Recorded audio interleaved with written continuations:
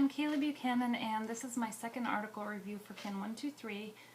Today I am reviewing the article Weight Gain Prevention, Identifying Theory-Based Targets for Health Behavior Change in Young Adults.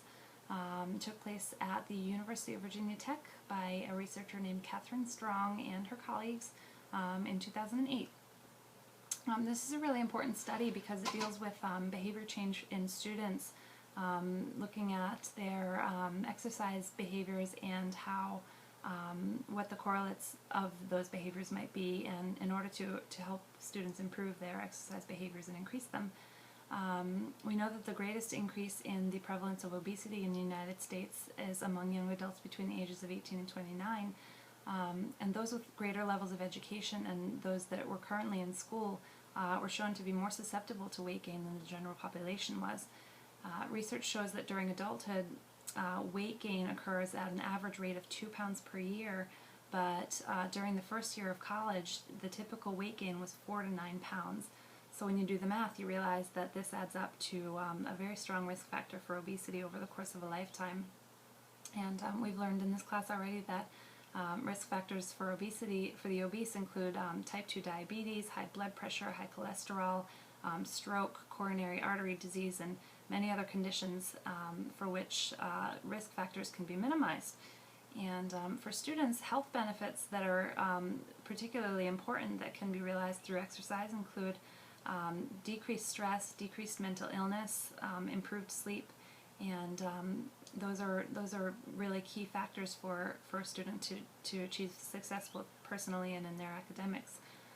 So what the researchers did was to recruit 43 first and second year college students at the University of Virginia Tech, and they took part in surveys, qualitative interviews, and focus groups over the course of 3 to 4 weeks to evaluate the various correlates of health and exercise behavior.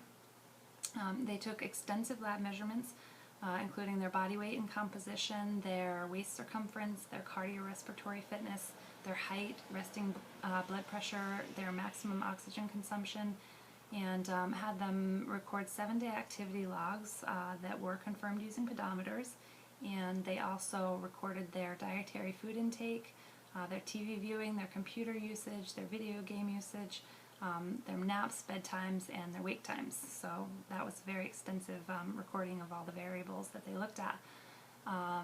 Interviews and focus groups also took information from the students about their typical routines, their physical activities, and their dietary activities. And then the students also answered questions about their feelings of self-efficacy and self-regulation, that they could control or choose to exercise and would have the self-regulation behavior to do that. Social supports and their outcome expectations about the results that might occur from exercising. After that, they conducted the Pearson correlations and independent samples t-tests to look at the relationships between the variables. And what they found was that students were spending significant amounts of time engaging in sedentary activities as opposed to reaching the recommended level of moderate to high intensity activity. And students were walking more, but they were not getting the cardiovascular exercise that they needed to be getting. And they also noticed that students were prioritizing academic and social activities over their physical and healthy eating activities. So they weren't getting the exercise. Instead, they were choosing to study or hang out with their friends. So overall, exercise was generally less intense, and important physical requirements were not being fulfilled. In conclusion, the observations that the researchers made were reflecting the importance of implementing support systems and behavioral interventions that were specific to the college environment. This would include teaching the students about the personal factors that they could learn about to improve their exercise routines, and also about supporting them in achieving their dietary and exercise goals by reducing barriers related to time or related to money or access to exercise facilities. And also the one that I find to be most personally relevant is easy access to nutritious food in the libraries or wherever they're going to classes. I was really impressed with the measures that were taken during this study because I felt that they looked at a really thorough list of variables that could play a part, and in order to gain really reliable and well-rounded results.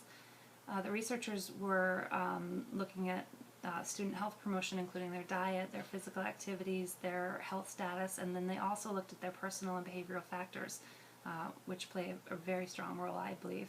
And if I could make any criticism about the study, I would say that the smaller sample size is a problem. I think that they could have maybe gathered a larger sample size, or could do the study again with a larger sample size, maybe in a different region, so that it would be generalizable a little bit more and a little bit more reliable.